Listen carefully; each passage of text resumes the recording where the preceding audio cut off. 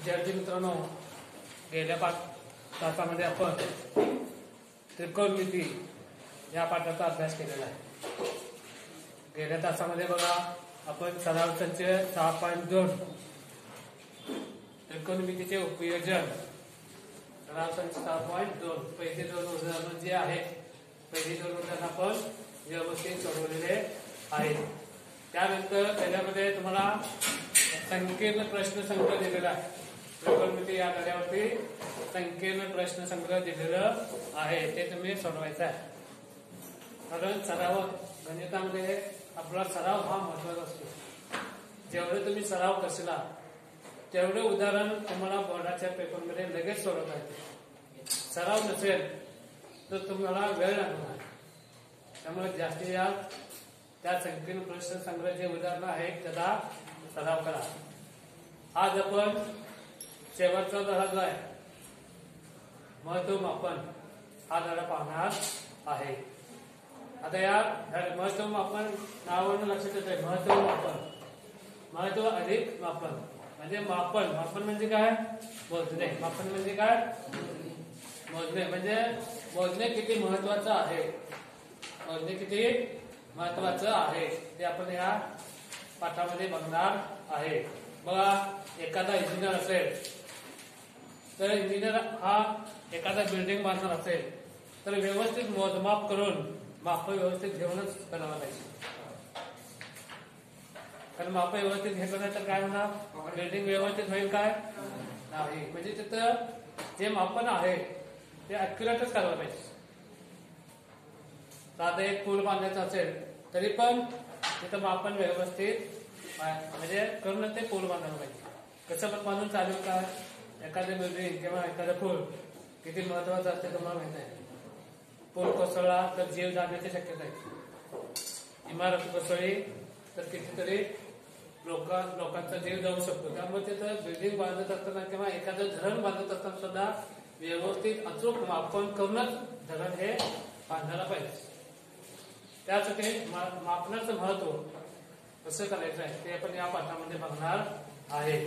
या पाठामध्ये बघत असताना आपण सुरुवातीला काय करणार आहे, काही सूत्र जी झालेले आहेत नववीला, इयत्ता नववीला जी सूत्र झाले त्या सूत्राचा आपण अभ्यास करणार आहे. आणि गेला जो पाठ होता म्हणजे त्रिकोणमिती, त्या त्रिकोणमिती पाठामध्ये सुद्धा आपण काय बघितलं की सगळे सूत्रच आहेत. Sine theta, cos theta, tan theta, cosec theta, sec theta आणि कॉस थिटा. म्हणजे या सूत्राचा तुम्ही अभ्यास केला तर त्रिकोणमितीची जी उदाहरणं आहेत ती तुम्ही सोडवू शकता. आणि हा पाठ सुद्धा सगळी सूत्रावरती आधारित आहे. सूत्र तुम्हाला एक तरी लक्षात ठेवायला पाहिजे किंवा एक तरी तुम्हाला ते पाठ करायला पाहिजे. आणि सूत्र आलं आणि उदाहरण तुम्हाला समजलं तर ते सूत्राचा वापर करून तुम्ही उदाहरण 2 मिनिटात सोडवू शकता. आणि यात चूक होऊ शकत नाही. सूत्र तुम्ही बरोबर दिलं तर किमती ठेवायच्या सोडून जायचं. त्यामुळे यात तुम्हाला पैकी त्यापैकी मार्क पडणे शक्यता आहे. बोर्डाला हा धडा 12 मार्काला आहे. किती मार्काला आहे? 12 मार्काला. म्हणजे किती महत्वाचा आहे. 40 मध्ये 12 मार्क हा धडच आहे. फक्त हा धडा अभ्यास केला तरी पण तुम्ही पास होऊ शकता. त्यामुळे या सुरुवातीला या सूत्राचा आपण अभ्यास करणार आहे. जे इयत्ता 8वीला झाला असेल, 9वीला झाला असेल त्या सूत्राचा आपण अभ्यास करणार आहे. आता इथे बघा पहिलं सूत्र काय आहे. पहिलं भौमितिक जे गोल आहे, भौमितिक रचना आहे किंवा भौमितिक रचनेमध्ये वेगवेगळे जे आकृत्या आहेत त्या आकृत्याचा सूत्राचा आपण अभ्यास करणार आहे. आता पहिलं इथं दिलेलं आहे इष्टिकाचित्ते. पहिलं कुठलं आहे? इष्टिकाचित्ते.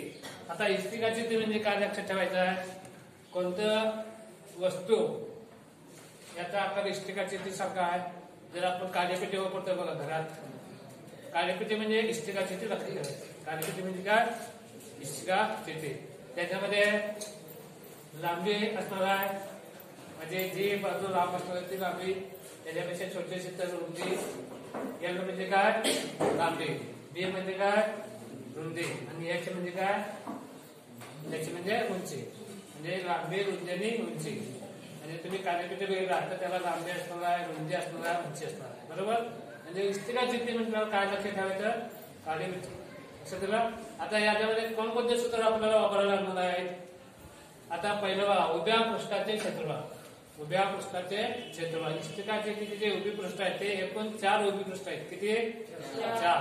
काळीपेटी बघा तुम्ही त्याचा अभ्यास करा. एकूण उभी पृष्ठ किती आहेत 4 आहेत. इकडे एक असणार इकडे एक असणार पुढे एक आणि पाठीमागे असे 4 असणार आहेत. त्या उभ्या पृष्ठाचं एकूण क्षेत्रफळ काय येणार आहे 2 गुणिले h कंसात l अधिक b. 2 गुणिले h इथं मध्ये गुणिले नाही गुणिले असते तिथं आपण लिहित नाही. 2h कंसात l अधिक b. आता h म्हणजे काय इष्टिकाची तिची उंची. l म्हणजे काय इष्टिकाची तिची लांबी आणि b म्हणजे काय इष्टिकाची तिची रुंदी. म्हणजे लांबी रुंदी आणि उंची दिलं तर या सूत्राचा वापर करून तुम्ही उभ्या पृष्ठाचं क्षेत्रफळ इष्टिकाची तिच्या उभ्या पृष्ठाचं क्षेत्रफळ तुम्ही काढू शकता. त्यानंतर दुसरं सूत्र काय ते बघा एकूण पृष्ठभाग. आता इष्टिका किती जर बघितला तर त्याला एकूण पृष्ठ किती असणार आहे सांगा बघू. काळेपेटी नजर मला ना किती पृष्ठ असणार आहेत 4 ने पृष्ठ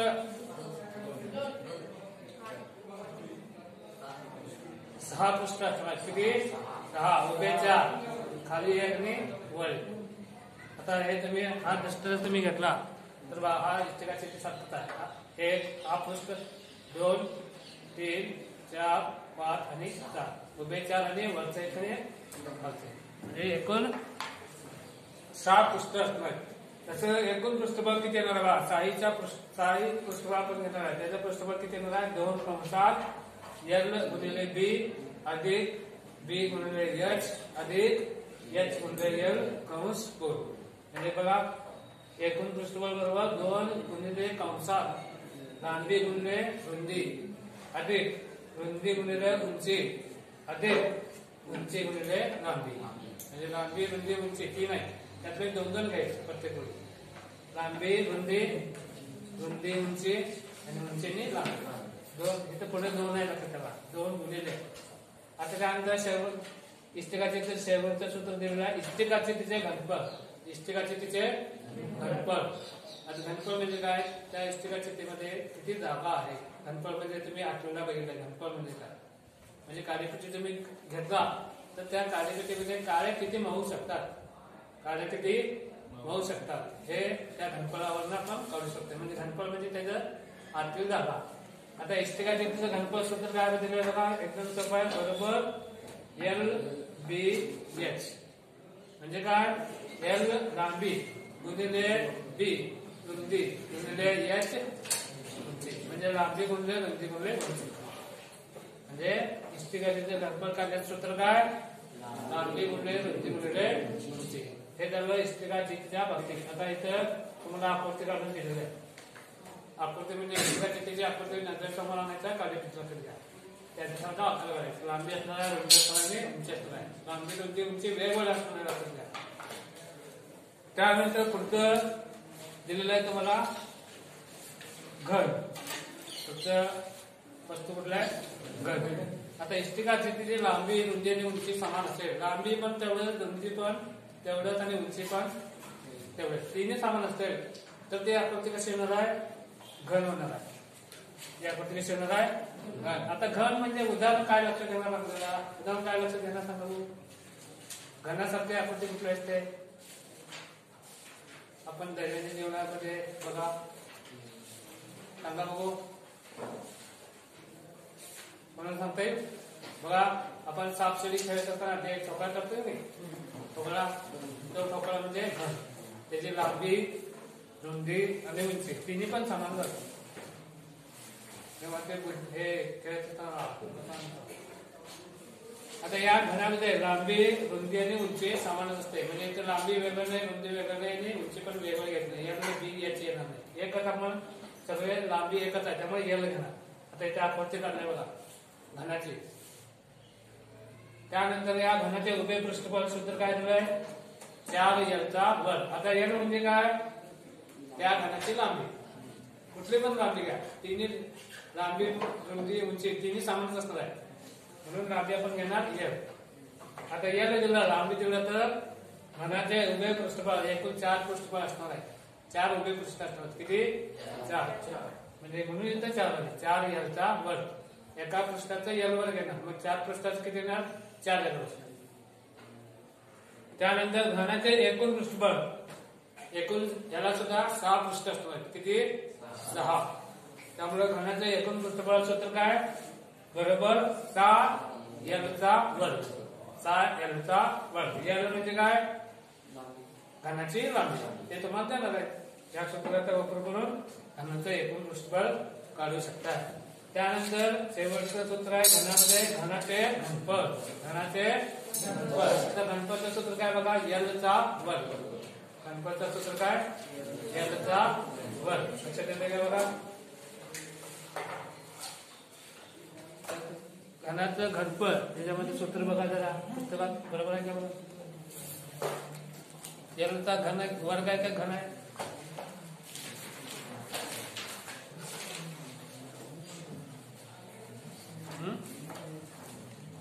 घनाचं घनफळ सूत्र काय काय आहे.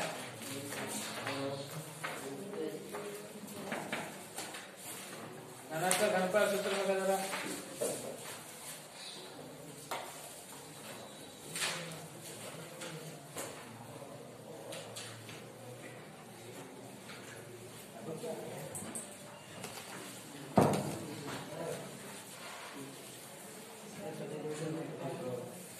घनाचं घनफळ सूत्र काय आहे L चा घन. म्हणजे 3 वेळा L गुणिले L वरती L केला तर L चा घन. त्यानंतर तिसरा वस्तू दिलेला आहे शंकू. दुसरा दिलेला आहे शंकू. तुम्ही बघा आईस्क्रीम खाताय, आईस्क्रीम कोण मध्ये खाताय, त्याला कोण सुद्धा इंग्रजीत कोण म्हणतोय आपण आणि मराठीमध्ये कोणला काय म्हणतात शंकू म्हणायचं. पण प्रत्येक वेळेला पण कोण आईस्क्रीम द्या म्हटलं कशात द्या म्हटलं तुम्ही कोणाला द्या म्हणता. शंकू मध्ये द्या असं म्हणते काय नाही. शंकू म्हणजे आपल्याला काय घ्यायचं लक्षात घ्यायचं आहे कोण. आता कोण इथे कोणाच्या आकृती घडलेलं आहे. त्याला ही जी उंची आहे त्या उंचीला इथे L म्हणजे L म्हणजे काय इथे काय येते शंकूची तिरकस उंची. L म्हणजे काय शंकूची तिरकस उंची. याचे म्हणजे काय शंकूचे लंब उंची. याचे म्हणजे काय शंकूचे लंब उंची. हे येता आठवड्याला सुद्धा झालेला आहे. आणि R म्हणजे काय शंकूचे जे खालचं पृष्ठबळ आहे पृष्ठ आहे ते गोलाकार असते वर्तुळाकार. वर्तुळ असेल तर त्याला त्रिज्या असणार आहे. आणि इथं खालच्या वर्तुळाकार पृष्ठाचं त्रिज्या काय घेतलेलं आहे R घेतलं. म्हणजे बघा किती गोष्टी आहेत. L म्हणजे काय तिरकस उंची, H म्हणजे काय लंब उंची आणि R म्हणजे काय शंकूची त्रिज्या. खालचा जो पृष्ठ असणार आहे तो वर्तुळाकार असणार आहे. वर्तुळ असेल तर त्याला त्रिज्या असणार, त्याला आपण काय घेतलंय R. आता त्याच्यामध्ये पहिलं सूत्र बघा शंकूची तिरकस उंची. कधी कधी तिरकस उंची देत नाही ते काढण्यासाठी आपल्याला हे सूत्र वापरतात. शंकूची तिरकस उंची बरोबर सूत्र काय बघा L बरोबर वर्गमुळात H वर्ग अधिक R वर्ग. L बरोबर वर्गमुळात H वर्ग अधिक R चा वर्ग. त्यानंतर शंकूचे वक्र पृष्ठबळ. शंकूला 2 पृष्ठ असणार आहेत. एक वक्राकार पृष्ठ असणार आणि खालचा जो आहे तो वर्तुळाकार असणार आहे. किती पृष्ठ असणार आहेत 2. त्यातले पहिलं शंकूचे वक्र पृष्ठबळ सूत्र काय येणार आहे πRL. आता πRL म्हणजे काय पायची किंमत आपण 22/7 किंवा 3.14 घेतो. R म्हणजे काय शंकूचे जे खालच्या पृष्ठ आहे त्याचे त्रिज्या. आणि L म्हणजे काय शंकूची तिरकस उंची. म्हणजे तिरकस उंची दिलं त्रिज्या दिलं तर या सूत्राचा वापर करून तुम्ही शंकूचं वक्र पृष्ठबळ जे आहे ते तुम्ही काढू शकता. तिसरं सूत्र आहे शंकूचं एकूण पृष्ठबळ. म्हणजे एकूण 2 पृष्ठ असतात त्या दोन्ही पृष्ठाचं एकूण पृष्ठबळ किती येणार आहे बघा πR. πR कंसामध्ये R अधिक L. R आणि L देणार आहे तुम्हाला. त्या सूत्राचा वापर करून तुम्ही शंकूचं एकूण पृष्ठबळ ते तुम्ही काढू शकता. त्यानंतर शेवटचं सूत्र शंकूचे घनफळ बरोबर. शंकूचे घनफळ म्हणजे एखादा शंकू तुम्ही घेतला तेव्हा कोण घेतला तर सपाट त्याच्यामध्ये आईस्क्रीम घेतला सपाट करायचं. म्हणजे ते आईस्क्रीम किती मापतंय ते म्हणजे त्या शंकूचं घनफळ. शंकू मोठा असेल तर आईस्क्रीम जास्त होणार म्हणजे त्याचं घनफळ जास्त. शंकू लहान असेल तर त्याचं घनफळ कमी येणार. लक्षात येते का म्हणजे त्यात आईस्क्रीम किती मापताय फक्त सपाट घ्यायचा तर वरती घ्यायचं नाही. सपाट आईस्क्रीम किती मापताय म्हणजे त्या शंकूचं घनफळ. शंकूचे घनफळ सूत्र दिलं 1/3 गुणिले πR वर्ग H. 1/3 पाय आर वर्ग एच या सूत्राचा वापर करून तुम्ही शंकूचं घनफळ काढू शकता. त्यानंतर पुढचं तुम्हाला दिलेलं आकृती वृत्तचित्ती. इथं कुठे दिलं वृत्तचित्ती. आता वृत्तचित्ती म्हणजे काय लक्षात ठेवायचं आहे, तुम्ही आपल्या घरात सिलेंडर असते बघा, सिलेंडर म्हणजे वृत्तचित्ती. आता इथं आकृती काढलेलं आहे. इथं आर म्हणजे काय, त्याच वृत्तचित्ती जर बघितला तर त्याला एकूण 3 पृष्ठ असणार आहेत. किती? 3. खालचा गोलाकार, वरचा सुद्धा गोलाकार आणि साईडचा जो आहे तो वक्राकार. सिलेंडर बघितलं की नाही, सिलेंडर म्हणजे वृत्तचित्ती लक्षात ठेवायचं. खालचा भाग कसा असतो, गोलाकार म्हणजे त्रिज्या असणार आणि त्या सिलेंडरची उंची म्हणजे काय घेणार आपण, एच घेणार. आणि आर म्हणजे काय, त्या वृत्तचित्तीचा खालचा जो वर्तुळाकार भाग आहे, खालचा असू दे किंवा वरचा असू दे, त्याची त्रिज्या आहे ती म्हणजे आर घेणार. आर ने एच तुम्हाला द्यायला पाहिजे. आता वृत्तचित्तीचे वक्र पृष्ठभाग म्हणजे वक्र पृष्ठभाग जे उभे पृष्ठ असणार ते वक्र असणार आहे. त्या वृत्तचित्तीचे वक्र पृष्ठभाग काढण्याचं सूत्र बघा, 2 पाय आर एच. 2 पाय आर एच. 2 हे ते स्थिर संख्या आहे, ते काय बदलणार नाही. पायची किंमत तुम्हाला देतात तेव्हा तुम्हाला माहित आहे 2/22/7 किंवा 3.14. आर म्हणजे काय, त्या वृत्तचित्तीची त्रिज्या आणि एच म्हणजे काय, त्या वृत्तचित्तीची उंची. हे तुम्हाला देतात. या सूत्राचा वापर करून तुम्ही वृत्तचित्तीचं वक्र पृष्ठभाग काढू शकता. पुढचं सूत्र वृत्तचित्तीचे एकूण पृष्ठभाग. एकूण 3 पृष्ठ असणार आहे. किती? 3 पृष्ठ. खालचा गोलाकार, वरचा गोलाकार आणि साईडचा वक्राकार. त्या तिन्ही पृष्ठाचं मिळून सूत्र काय बघा, 2 पाय आर कंसामध्ये आर अधिक एच. आर आणि एच देतात 2 पाय आर कंसामध्ये आर अधिक एच. या सूत्राचा वापर करून तुम्ही त्या वृत्तचित्तीचं एकूण पृष्ठभाग काढू शकता.